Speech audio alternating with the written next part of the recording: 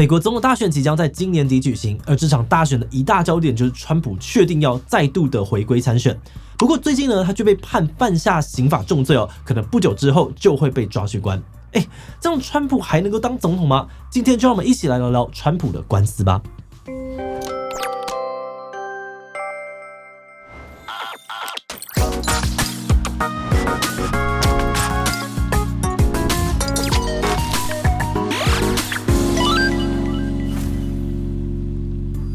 Hello， 大家好，我是志祺。美国总统大选呢，即将在11月初举行，两大党的候选人也已经尘埃落定。民主党呢，由现任总统拜登争取连任，共和党呢，则推出前任总统川普参选。过去执政时呢，川普以强硬又不按牌理出牌的作风，对全球的地缘政治局势造成了不小的影响还有冲击。因此呢，他确定再度参选的消息一出，立刻引发了各界的高度关注。不过，川普现在不只忙着打选战呢，还忙着打官司。报道指出呢，川普这几年一共深陷了几百桩的这个官司，包含了最近判决刚出炉的封口费案。在这起官司当中呢，川普被指控的34项罪行，通通被判有罪，让川普成为了美国史上第一个被定罪的前总统，甚至也可能会是第一个入狱的前总统。那今天呢，我们就来聊聊川普到底都被指控了哪些罪，真的会去坐牢吗？那他这样子还能够继续选总统，甚至当总统吗？不过在开始今天的讨论之前呢，先让我们进行工商服务时间。你最近有储存或备份资料的需求吗？就让全球最大的硬碟品牌 Seagate 成为你的首选吧。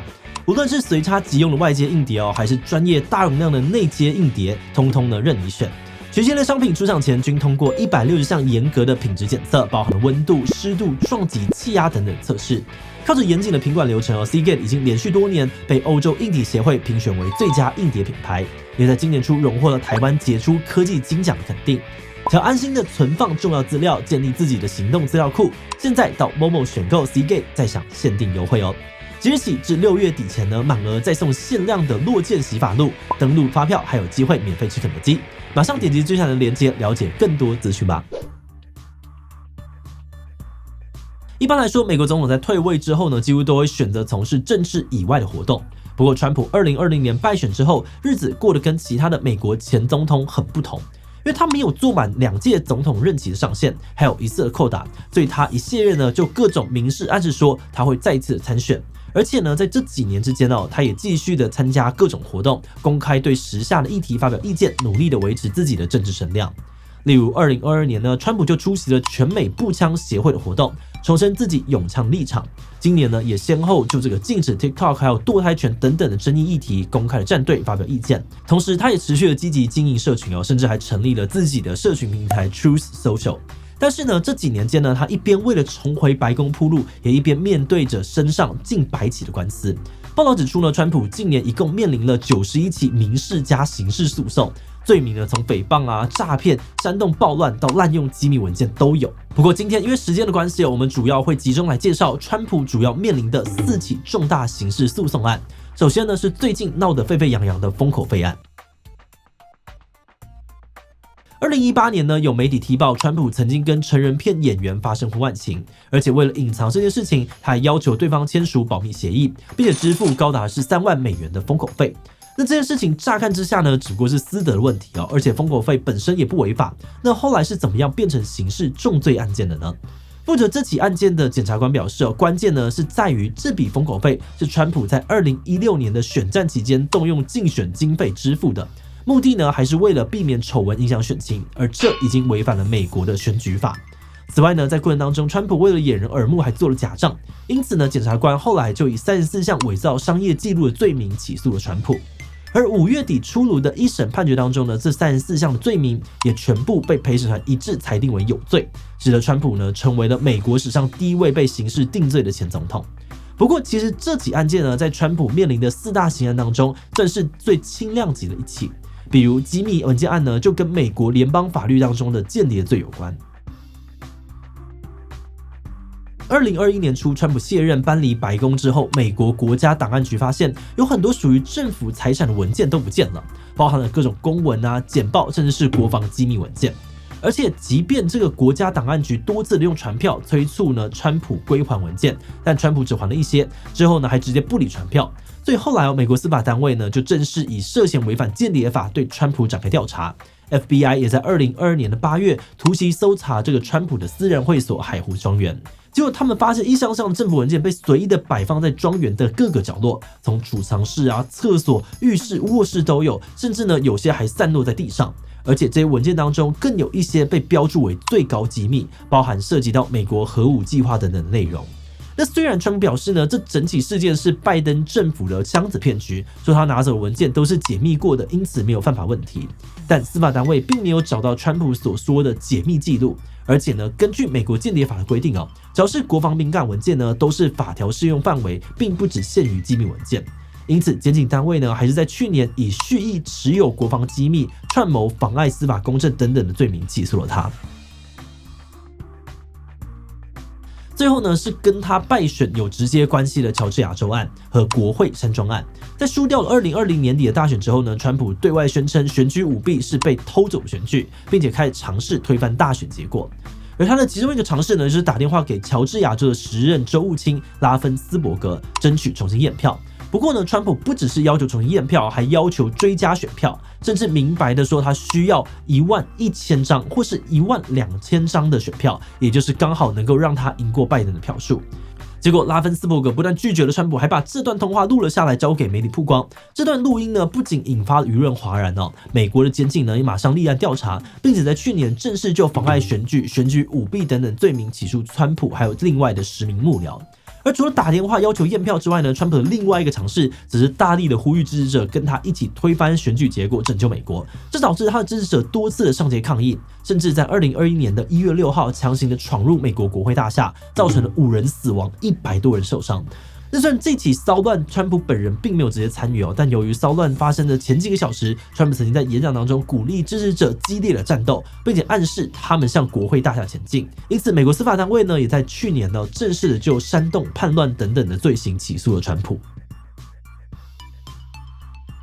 目前这4大官司当中，唯一一个已经判决出炉的封口费案，预计在7月中宣判量刑结果。那根据纽约州的法律呢，目前川普被判的34项伪造商业记录罪是属于1级重罪，最高可以处4年的有期徒刑，所以川普确实有可能坐牢。但是美国不少的法律学者认为川普被判监禁的可能性很低。一来呢，因为1级是最低级别的重罪，而且呢，他又是初犯，又是非暴力犯罪。就过去的记录来看呢，这种案例多半呢只会被罚款或者是判缓刑，坐牢的情况比较罕见。另外，川普身为前总统，受到美国特勤局的全天候保护，所以他如果入狱特工们呢也会要跟着一起入狱。那要在这个监狱里面保护前总统，不止史无前例也会非常的复杂跟困难。所以也有知情人士认为，法官呢会考量到这点，避免判川普监禁。那至于其他的3起案件呢，虽然罪行更加的严重，入狱几率更高，但目前都因为种种的法律程序问题而停滞推迟开庭，无法确定会不会在11月大选之前启动审判。那当然，川普对于这4起官司呢，都主张自己无罪，更强调这些罪名呢都是政治迫害，是为了阻止他回到白宫而编造出的。可是川普都被定罪了，还能够选总统吗？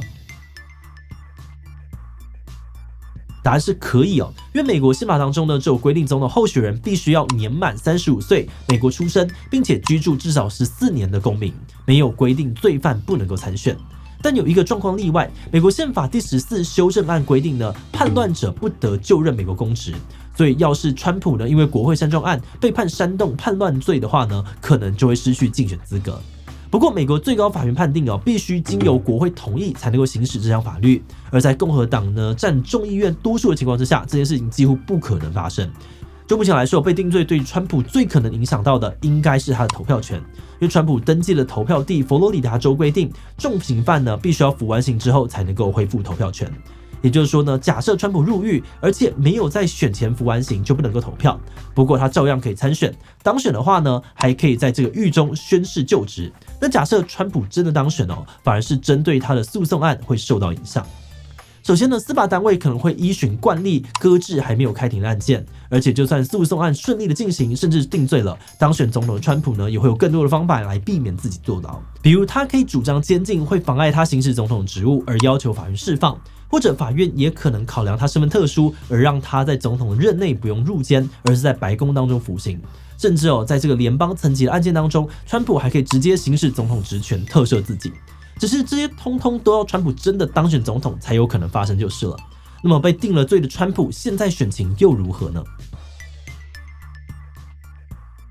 根据美国几个主要的民调数据近几个月来呢，川普跟拜登的支持率一直不相上下，即便呢在这个川普被定罪之后也没有明显变化。截至6月初，各大民调当中，双方的支持率依然是势均力敌，差距呢几乎都落在1到2%。经济学人的民调就显示3月中川普跟拜登的支持率分别44%还有45%，6月初呢则是变成了45%跟44%，真的来说变化不大，都在误差范围内。甚至在上一次拜川对阵的2020年，川普的支持率呢也落在44%，反倒是拜登的2020年呢支持率曾经高达52%，比现在高出了将近10%。有分析认为这可能是因为川普的支持者当中呢有很多人不信任审判结果。Morning Consult 的这个民调呢就显示，有高达77% 的共和党选民认为川普被定罪是出于政治动机。另外也有分析认为呢，这是因为比起8年前发生的封口费案，很多选民更在乎的是美国的内政现况，包含了通货膨胀美墨边境移民的问题，跟中俄两国的竞争，以及军援乌克兰、以色列等等的问题。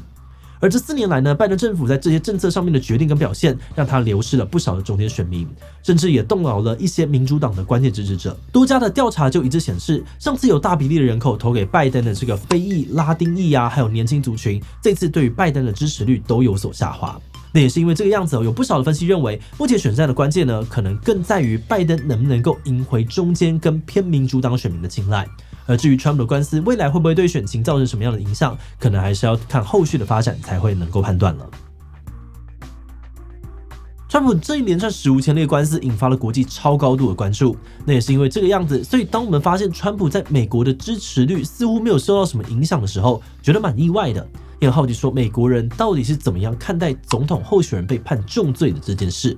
那就各种民调分析来说，人们对于这整起官司或者对于川普这个人的看法，在判决的前后几乎没有什么改变。部分的民主党支持者继续相信他有罪，部分的共和党支持者则继续的相信他无罪。也就是说呢，比起司法的结果，人们对于这件事情的判断似乎有部分是受到了既有党派立场影响，甚至可能会因为既有的党派立场而去改变自己对于其他事物的看法。比如有民调显示呢，在4月时，共和党支持者当中只有17% 认为应该要允许重罪犯当总统，但是在川普被定罪之后呢，这个数字就上升到了58%。但这样的情况其实也不是只有美国有出现，这几年全球的民主政治也常常看到这种两极分化的问题，不同党派之间的对立加剧，甚至党派立场也左右了人们看待判断事物的方式，导致公共议题的讨论变得更加的困难。那也是因为这个问题我们觉得这件事情的后续发展很值得关注，看看美国要怎么样在严重分化的社会处理这样子一件同时牵涉到法律政治还有舆论的事情。那话要说回来我们觉得另外一个值得关注的点是这些官司引发的后续效应。虽然目前这个官司好像没有冲击到死忠支持者的信心，但我们觉得它还是有可能成为选战的关键。因为美国大选不是票多的赢而是看赢下几个州。那在双方势均力敌的情况之下呢，就算只有微小的变化，也可能造成很大的影响。比如呢，在这个威斯康星还有宾州等等的摇摆州，可能只要几千人倒戈或不去投票，就有机会彻底的改变选战的胜负。